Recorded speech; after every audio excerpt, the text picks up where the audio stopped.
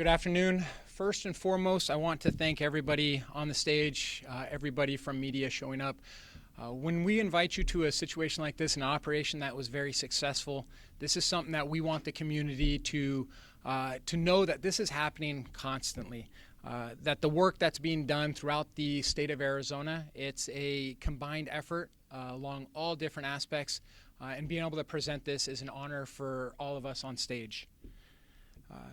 I want to especially thank the leaders that are behind me as well. There's 23 different agency partners that were all involved in this operation, all with their specific parts that made this successful.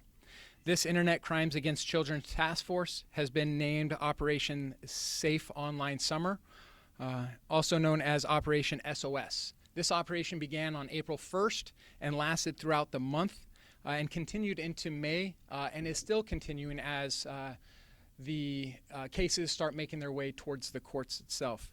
Throughout this operation, there were 72 arrests that had occurred all across Arizona and into surrounding states. With that being said, I'd like to start this off by inviting Assistant Chief DeCastro up to the stand to provide more context to the operation itself. Chief?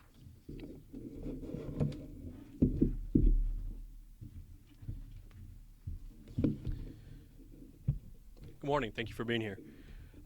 First, I'd like to thank all of our partners here, the Arizona Attorney General, Chris Mays, Maricopa County Attorney, Rachel Mitchell, FBI Assistant Special Agent in Charge, Matt Schaefer, our local partners that are able to make it here today, Scottsdale, Maricopa County Sheriff's Office, and Goodyear, and then all the ones that couldn't make it out today for some reason.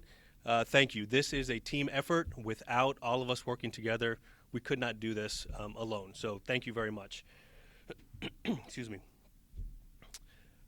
Our children deserve to grow in a safe and supportive physical and online environment, free from exploitation and harm. The work of the Internet Crimes Against Children, or ICAC Task Force, is invaluable in achieving this mission.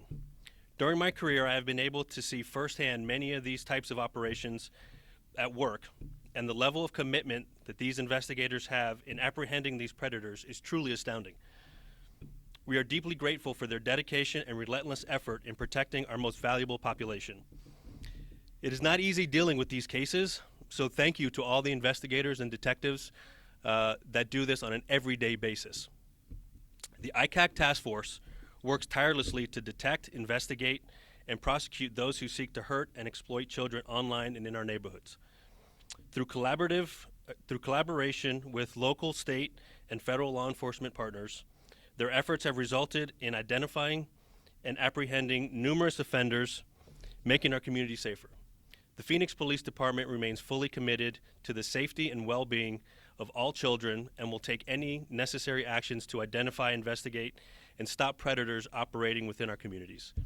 We will continue to prioritize the safety of children and provide unwavering support to the ICAC Task Force and all those working to combat these heinous crimes.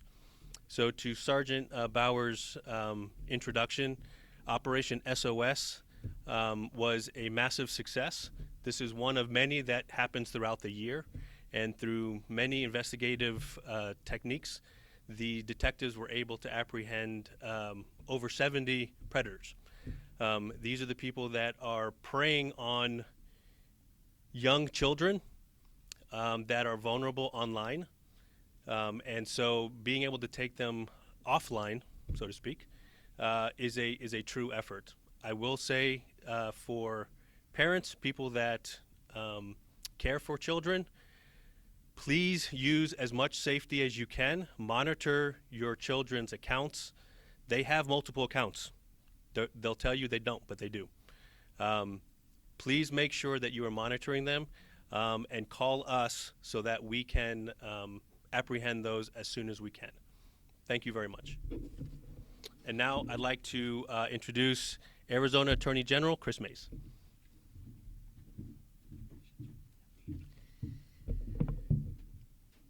Good afternoon. First, I want to thank the Phoenix Police Department for hosting this press conference and the entire Arizona Internet Crimes Against Children Task Force for leading this absolutely critical effort. And thank you to all of our partners for being with us today. This kind of broad and unified collaboration is exactly what it takes to confront the threat of online child exploitation. Operation Safe Online Summer is an example of law enforcement at its best. Agencies that are working together with one goal, and that is protecting our children. Over the course of a month, this task force carried out more than 240 search warrants, made 72 arrests, and identified dozens of victims, some of whom were actively being exploited. Those numbers, quite frankly, are staggering. But more important than those statistics are the lives that are impacted. Every child rescued, every predator taken off the streets represents justice and a safer future for Arizonans. I want to especially recognize the staff from the Arizona Attorney General's office, our investigators, our prosecutors, and our victim advocates who work hard to protect Arizonans every single day of the year. My office is fully committed to working to bring these offenders to justice and supporting survivors every step of the way. And we know that online threats do not stop at city, county, or state lines. That's why continued partnerships among law enforcement agencies is absolutely essential, and why my office remains fully committed to this work.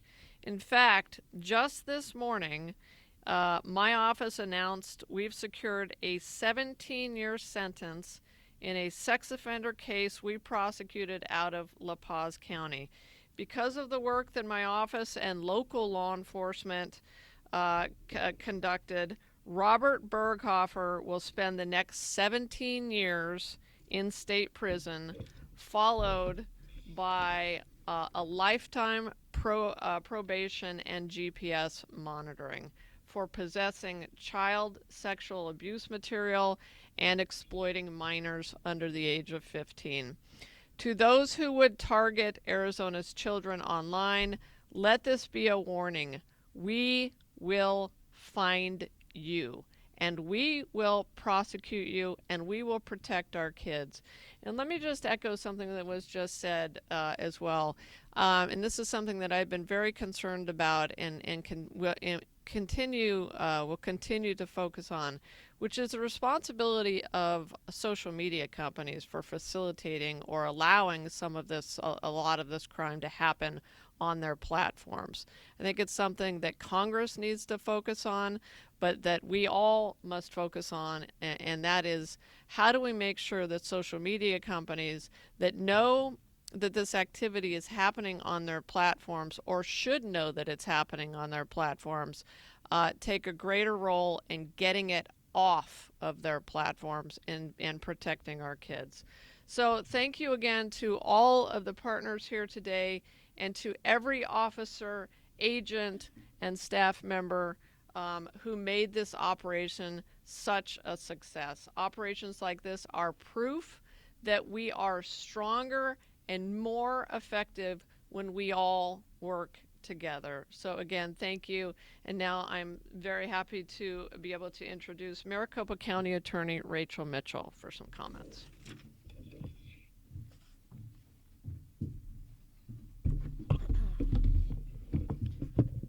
Thank you very much, Attorney General Mays.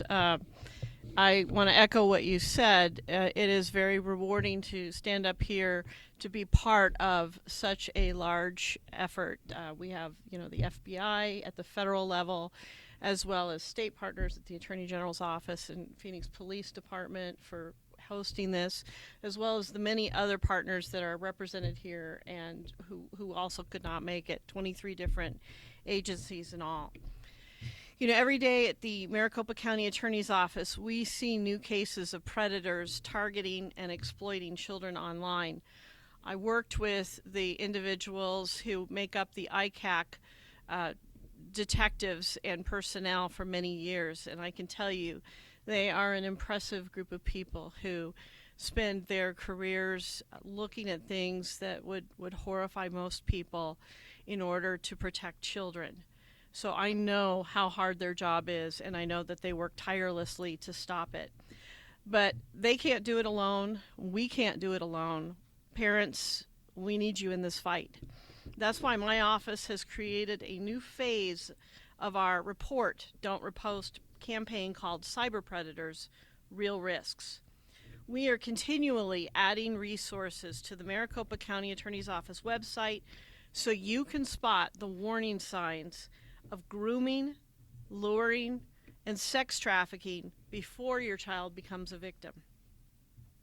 Just today, we added new information and a video about the importance of being a trusted adult. That means having someone in your kid's life who they feel safe going to when they're in trouble. Ideally, that will be you. But we recognize that sometimes, for a range of reasons, it may need to be somebody else that you know about and that you approve. A trusted adult should be someone who will stay calm when a child comes to them, because an emotional reaction, whether anger or sadness or something else, may cause the child to shut down and not share further information. It's someone who will listen without judgment and then help the child by reporting it to the police. Reporting not only protects that child, but all the other children that predator may come in contact with. Because we know this, cyber predators don't just target one kid.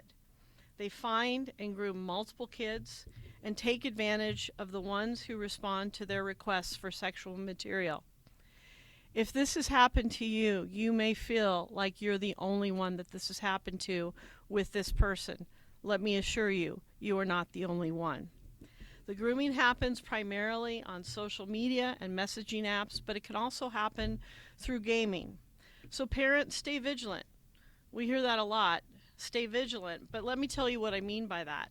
Staying vigilant means regularly checking your child's phone, computer, and gaming devices. Not only do you need to know who they're talking to, but what games and apps they are using.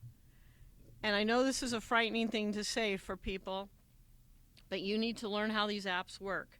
Familiarize yourself with Vault apps, which are secret apps that can be used to hide messages, photos, and videos behind a password.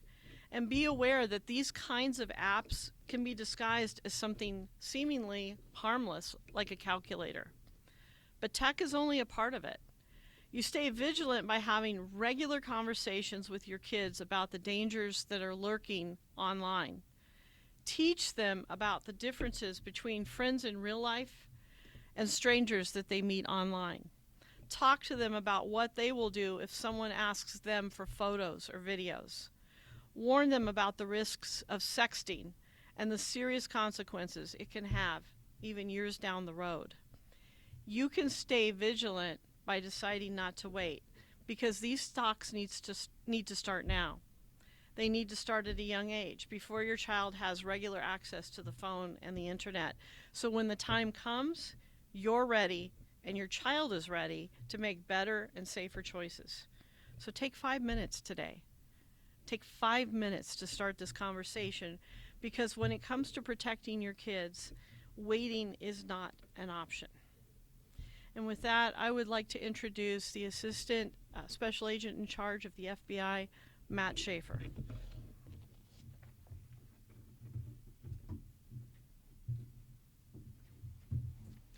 Thank you, Rachel.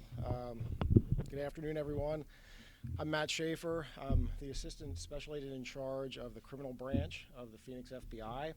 And first and foremost, I'd like to thank the Phoenix Police Department for hosting this event, and all of the partners here today.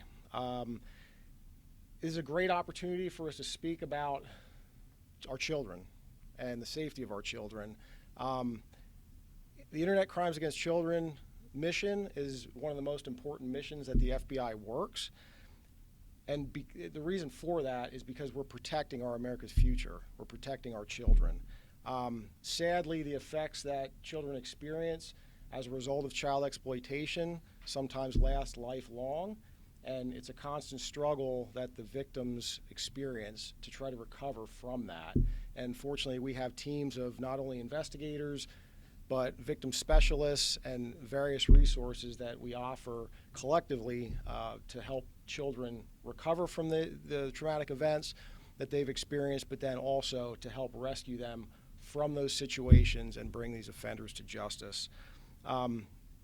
This is why the FBI partners with all of the agencies here today, and also agencies throughout the country and throughout the state of Arizona who are not here today. Every day we're working together tirelessly to bring these egregious offenders to justice. And the FBI couldn't accomplish this mission without the help of all of our partners and without the help of the parents out there. And I know everybody's talked about it today that has spoke. It's key that we all work together to protect our children.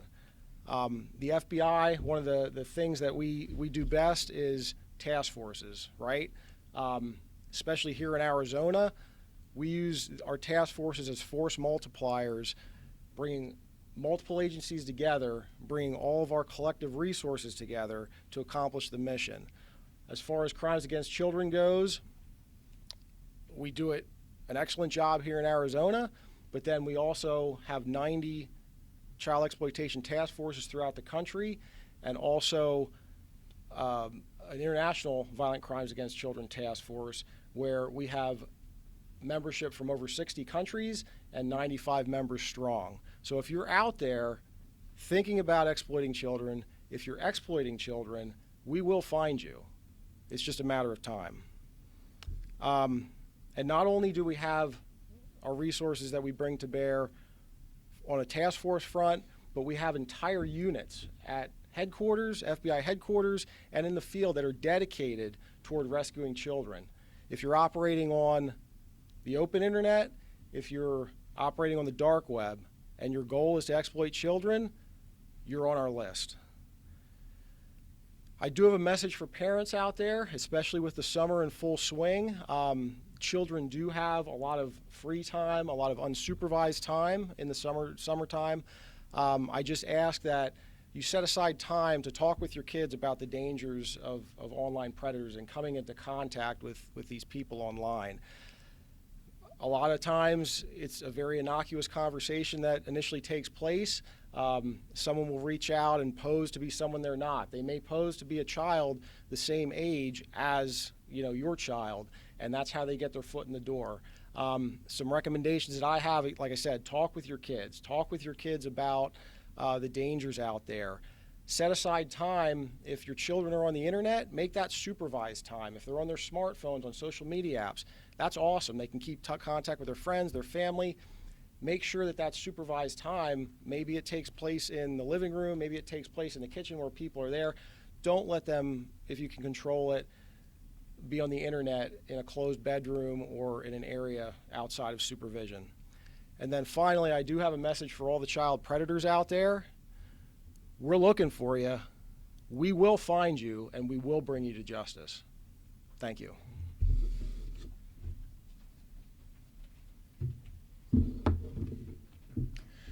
Again, I want to reiterate how nice it is to have all these folks out here, all the different partners, to really showing the collectiveness of what these task forces do and how they solve the crimes that are facing our city, our community, and our state.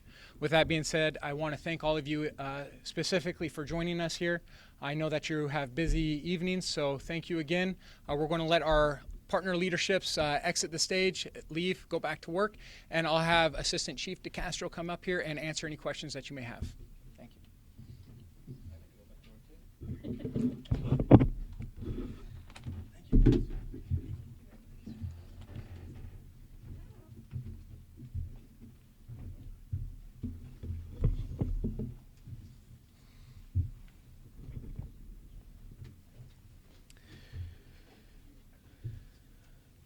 So I will answer as many questions as I can. I'm not going to get too much into any specific details of any one investigation.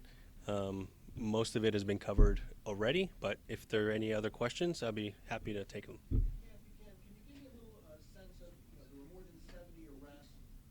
What types of things were these individuals doing? Were they, posing as younger people? Were they sharing exploitive child pornography? What were some of the things that they were doing that they were arrested for? So many of them were sharing illicit photos. They were trying to get photos from the minors. Some of them were posing as minors themselves. Some of them were openly being themselves. And so all of these things led to the grooming of the children, befriending them and being able to send them inappropriate photos, videos, things like that, and then the sharing of all of those. There was the part where it was written that some of the victims are sort of repeat victims. Mm-hmm. What does that mean exactly? So unfortunately, once somebody's photo or video goes online and it's shared, it can never really be deleted. We try to do the best we can. So sometimes each time that happens, they become victimized. And so we have some victims where these photos keep showing up, and so they become repeat victims, so to speak. So this could have been a victim from a different task force, or they were Correct. identified, and now here they are again. Correct. I mean, what do you It's one of those things that this is the one crime that there is no person out there that can argue that these people need to go to jail. And so, like the FBI Schaefer said, there's 90 task forces out there nationwide, and the internet is open. So it crosses states, it crosses countries. I think it was 60 terabytes of information that we collected with all of these people arrested. That is a massive amount of photos, videos, communications between the victims and the suspects. So it is a huge problem, and that's why we try to ask the parents to really get involved, because that's really the only way we're going to try to get it from the beginning. Can you say how long one of those repeat victims, was this 20 years ago that they've been victimized over and over? Yeah. How long is this time? That I don't know. I can get back to you on that. I don't know specifically the time frame, but it is usually they keep going back and forth constantly. So there is a way that we can try to see the same images coming up over and over to verify the validity of a photograph. Were there any victims that made contact online and then lured off online with personal contact? There were some that were yes, that were attempted to, yes. Yeah, so that's what they try to do. They try to meet some of these people besides just the pictures. They try to meet with them so that they can perform sex acts with them. And so they do try to set up meetings. And so then we're able to intercept those at that moment.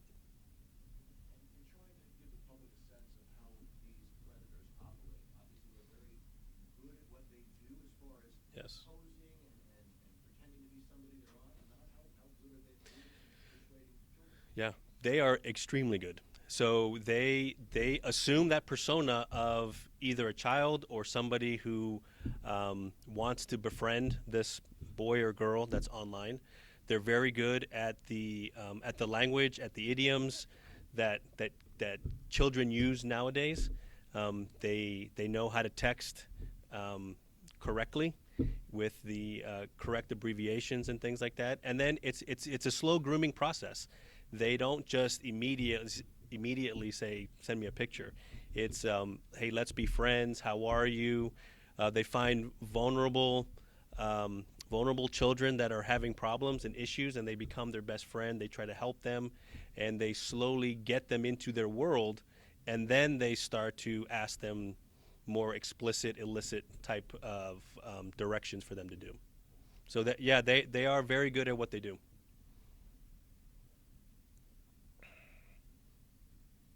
Yeah. Thank you very much.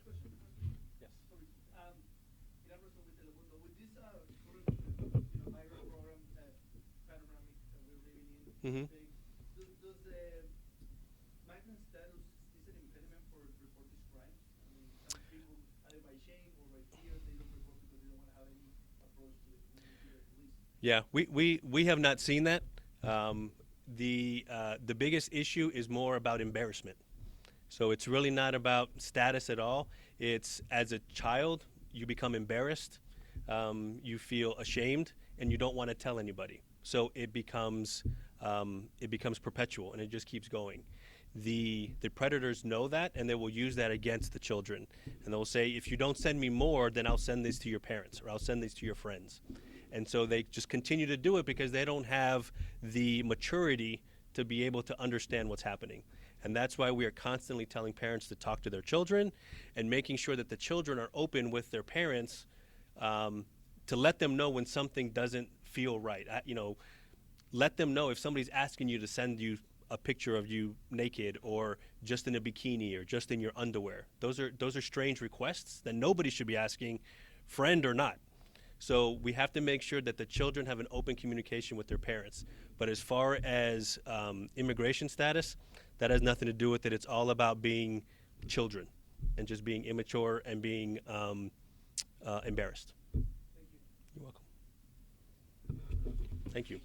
I'm going to bring out everybody from the back who'd like to speak. If you guys would like to have individual sections of the room, again, if you could do me a favor and just keep the noise to a minimum so everybody has plenty of time to do their individual interviews. Thank you.